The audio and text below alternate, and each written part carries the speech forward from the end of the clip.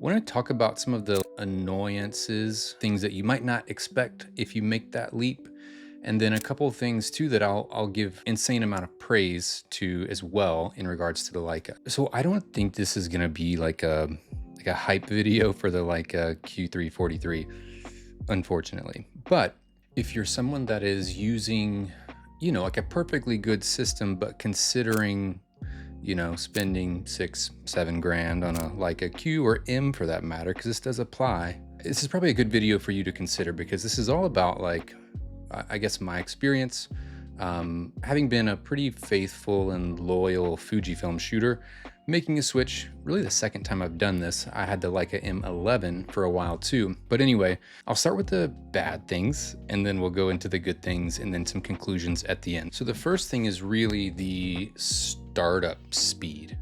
This thing is, it's just almost comically slow. This level of an investment, it's just one of the things that's like, man, surely there's like an easy fix to this, but it is certainly worth noting, sometimes wanting to get that quick photo.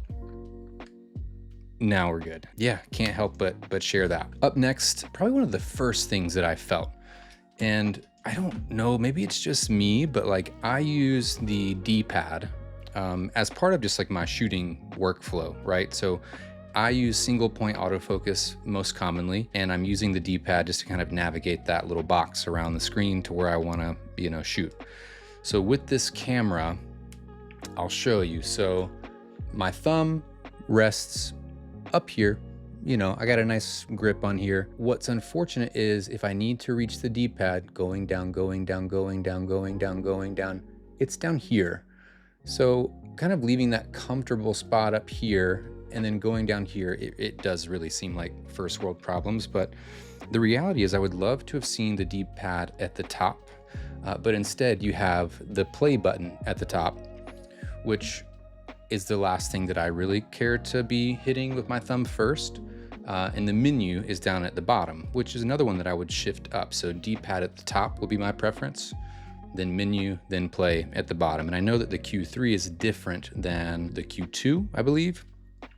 But my real request for the next Q4 would be to have the, that amazing joystick that the SL system has, figure out a way just to put it right up top here. Anyway, back to my list, Leica looks.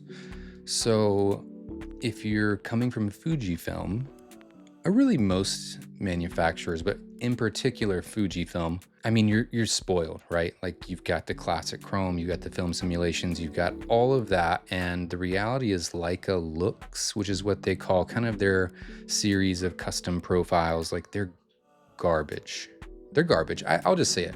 Like I was hesitating to say that, but I just don't think they're good. Like they're not good. There's a black and white or two that's like kind of nice, but the reality is like they're not great. You can't customize them like you can in Fujifilm. You can't bend that curvature. You can't, use a few other features, but the reality is they're just not that good. So I've resorted to just shooting in DNG or RAW and just ignoring the JPEG process altogether, which is fine by me, but just worth noting if you're expecting a better experience from, JPEG and customizing the look there. And kind of in that same vein, like the white balance shift, which is common in a lot of manufacturers, in particular Fujifilm, being able to set a custom white balance, whether that be on the Kelvin scale or just auto white balance, but then using the shift functionality to kind of nudge that into a warmer place or cooler place or greener, or, you really have like an amazing tool just in that alone that the Leica cameras do not have. In fact, Leica cameras, if you're using the Kelvin scale in, a custom Kelvin white balance, the reality is they even jump from like 5,000 to 5,500 to 60 something hundred. Like it's a huge gap. And I'm not saying I need 100, increments, but it is kind of, I don't know, it seems like they just neglected that, or maybe they just want to oversimplify that. But white balance shift would be awesome for kind of look development in camera, but also to kind of further tailor, a custom look build that you wanted to do, whether it be JPEG or RAW. So kind of a gripe of mine for sure.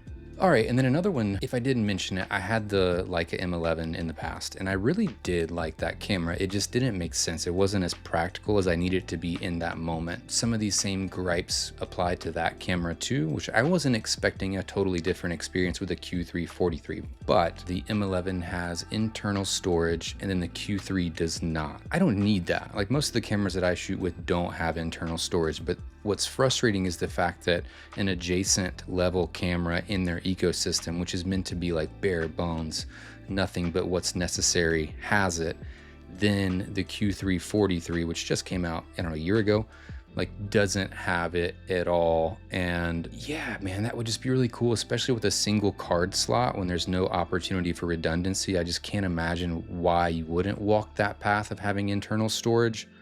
But yeah, it's just kind of a bummer. And then lastly, and this is my biggest gripe, and then I'll move into the positive things, but this is the last thing that I'll say. I'm someone that would say that I'm very strong with post-processing and editing.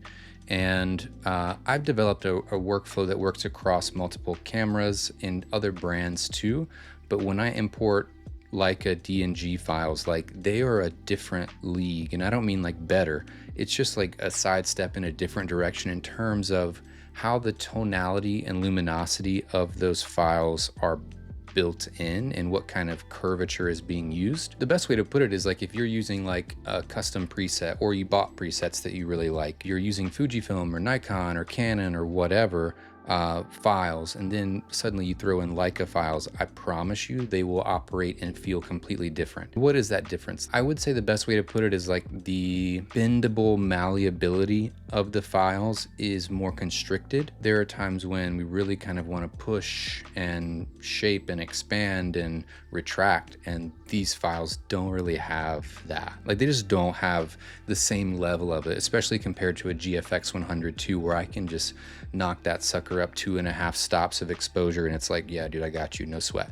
The Q343, I'm not saying it can't do that. I'm just saying it can't do it as well. And I think that's based on some custom profiling that they're using within the DNG files, which is not a bad thing, but if there was a little more access to or understanding or documentation on that, then that would be very helpful.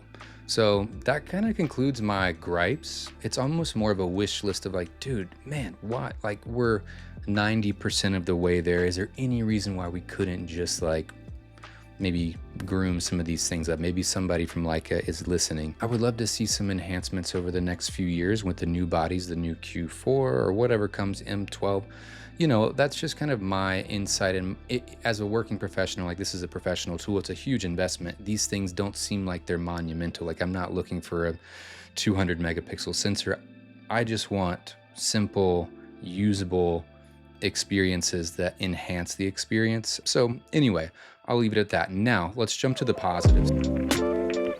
First off, the Leica Q3 43. Let me just get this thing in front of the camera a little bit more. So, I mean, look at this thing. I've got it kitted out. It looks so nice. Like what a great looking camera. But the best thing about it, hands down, is the lens. Let me dial back a little bit on this exposure. Sun's creeping up on me.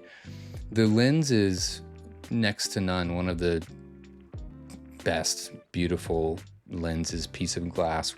Anything that's happening inside of that or through that, looking through that, it's going to be nice. Now, some people will say that it's too sharp, and I don't disagree. I don't really think a lot about sharpness. I will say on the scale of like sharpness versus character and kind of maybe how this goes north and south, east and west, it's more on the sharp side by far, to a degree that I got a, you know, simple like haze filter from BNW, I think is what it is, B+W. And that seems to kind of dial things back a little bit, but even still it's sharp. But I don't mind it. I kind of dig it, but I just want to go back again and say that the quality of this lens is phenomenal. It's beautiful. All right, now the coolest thing I think, especially that I'm coming from Fujifilm, is really that the experience with an app and, you know, porting over images on an app, you know, in my experience using Fujifilm has kind of been a joke. And that's not, no, I'm throwing shade at Fujifilm. It's fine.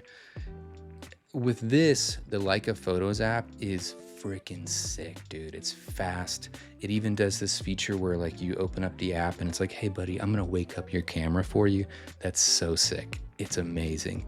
And the speed that the files transfer, like the quality of the DNGs, like it's all just really nice. It looks good, it feels professional. Like it's really cool. Like even if you are shooting JPEG, RAW, whatever, like that is a selling point. Like it's worth, you know, maybe 15% of the purchase itself. It's like that makes my life very easy.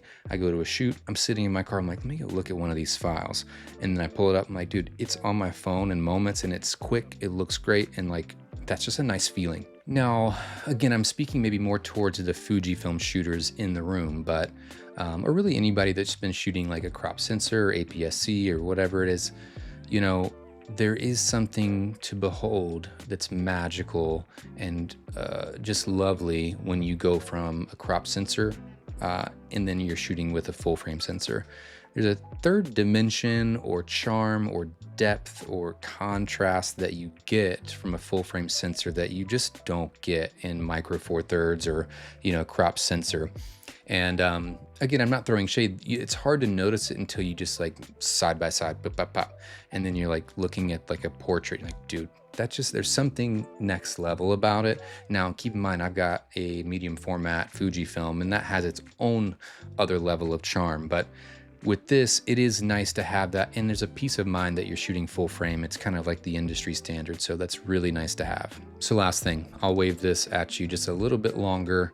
The build quality on this next to, let's call it a Fujifilm X100 or X Pro 3, or really anything, even the Nikon, I think the Nikon ZF or whatever it is pretty sturdy, but this thing feels like, and I hate to say it because I'm not much of a gun person, but it probably feels about the same as like holding like a really nice sturdy gun. Like it's beefy, it's got some serious weight, it's evenly distributed, it sits down nicely. Even with some accessories on top of that, it doesn't feel too big. It feels really nice in the hand. Now again, I did go for a grip for mine, which I felt like was a must, but I mean, there's some peace of mind that if I drop it, it's gonna get scuffed, it's gonna get some character out of that exchange, but it's also gonna be fine.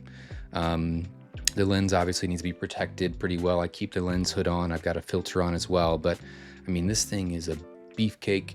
It is nice in the hand. It feels good. Even around the neck, it's heavy, but it feels good. So that's it. You know, I'll say my conclusion is this. I have no regrets. I will say it's an ongoing process, right, of examining like what are my needs, how do they evolve, and does this fit into that ecosystem? But for me, the biggest thing was I was using the X100 It could never really graduate above being just kind of like a fun family camera. It looks great. It's a beautiful camera. I was so excited. I ordered that like the moment it was released, and I got it a few weeks later, like everybody else was waiting for it. So I was able to really spend time with that. You know, when I brought it in the field to do like professional work, I just never really got along with it super well. And there's also a part of me too that hates to admit it, but I'm just not a big 35mm person. I'd much rather lean into a 50mm. So when the 43 came out, I was like, it's just a matter of time. I'm gonna get it. All the things that I mentioned that are like annoyances or problems or gripes, that's what I'm kind of sitting with now. And I thought that it would be nice to kind of share that with somebody that was like, I think I might do it. All the videos you watch are like, oh, I hate it.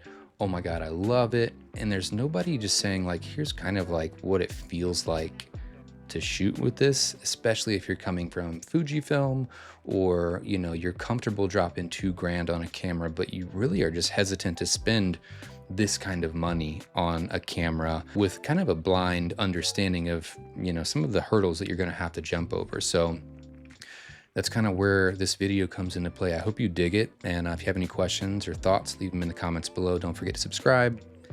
And it's always a pleasure. Love you. Bye.